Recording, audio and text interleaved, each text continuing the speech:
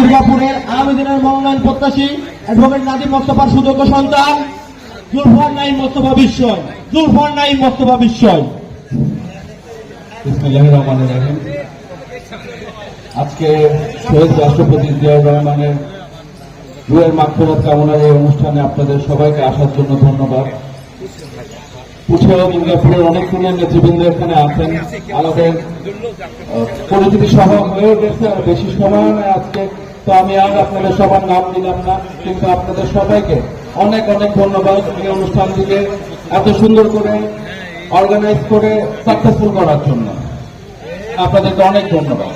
এখানে বিএনপি, ছাত্রদল, যুবদল, স্বেচ্ছাসেবক দল, শ্রমিক দল, অঙ্গ সংগঠন যতজন আছেন সবাইকে আমার অনেক অনেক ধন্যবাদ, এবং আমার থেকে আমি আপনাদের সবার কাছে কৃতজ্ঞ এত সুন্দর একটি অনুষ্ঠান পুঠিয়ার বুকে আমরা অর্গানাইজ করার জন্য। শহীদ রাষ্ট্রপতি জিয়াউর রহমানকে নিয়ে আসলে যেটাই বলবো সেটাই কম। উনি বাংলাদেশকে উন্নতিতে নিয়ে যাওয়া, উন্নয়নশীল একটা দেশে রূপান্তর করার উপকার। উনি বাংলাদেশকে বহুমুখী রাজনীতির সাথে পরিচিত করানোর মতো মানুষ। বহুদল রাজনীতি উনি প্রতিষ্ঠিত করেন বাংলাদেশে। তার আগে শেখ মুজিবুর রহমান সাহেব উনি তো যে বাকশাল কায়েম করেছিলেন, একদল তন্ত্র, যেটা তার পুত্রী ওটাকে আবার বাংলাদেশে রূপ দেওয়ার চেষ্টা করেছিল। বিগত 17 বছর আপনারা ওটার কষ্ট পেয়েছেন আপনারা সবাই, কিন্তু ভাইরা আওয়ামী লীগ আর নাই।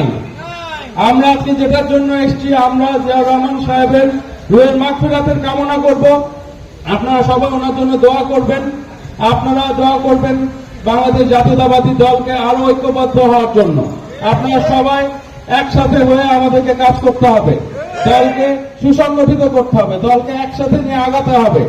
আমাদের মনে হয় অনেক কাছে একটা নির্বাচন আসছে, ওটার জন্য আমাদেরকে প্রস্তুতি নিতে হবে ভাইরা। আপনারা সবাই আমার সাথে থাকবেন। আপনাদের এখানকার মরহুম সাবেক এমপি অ্যাডভোকেট নাদিম মোস্তফা সাহেব আজকে এখানে থাকলে খুব ভালো লাগতো। আমার এই মাঠে আসা হচ্ছে আমার জীবনে এটা দ্বিতীয়বার।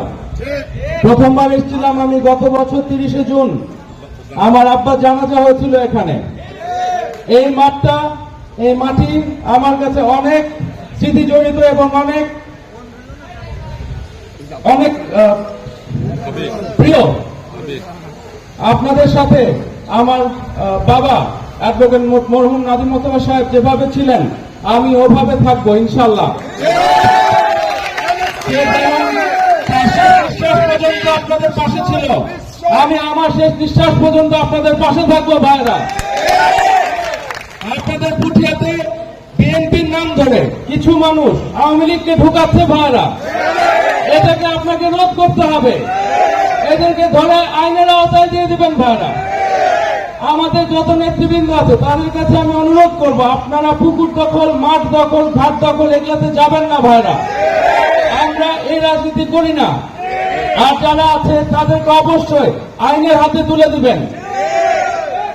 পুঠিয়া দুর্গাপুরের কিছু দুষ্টু বিএনপির মানুষ নাকি আওয়ামী লীগকে ধরে নিয়ে এসে আবার আওয়ামী লীগকে বিএনপিতে প্রতিষ্ঠিত করার চেষ্টা করতে পারে। এদেরকে থাকতে দেওয়া যাবে না। আপনারা এদের বিরুদ্ধে শক্ত ভূমিকা পালন করবেন। আর আপনাদেরকে যদি মামলা হামলার ভয় দেখায়, ইনশাল্লাহ আমি এই পুঠিয়ার বুকে বলে গেলাম, ওটাতে যাতে আমাকে 1 নম্বর আসামি করে আপনাদের সাথে আমি আপনাদের পাশে আছি। আওয়ামী লীগের কেউ এখানে দাঁড়াতে পারবে না ভাইরা। আপনাদের সবার সুস্বাস্থ্য কামনা করছি ভাইরা। আপনারা সবাই আমার বাবার পাশে যেভাবে ছিলেন, ইনশাল্লাহ আমার পাশে থাকবেন। আপনাদের সাথেও আমি আছি। আপনাদের সবার সুস্বাস্থ্য কামনা করছি। আসসালামু আলাইকুম।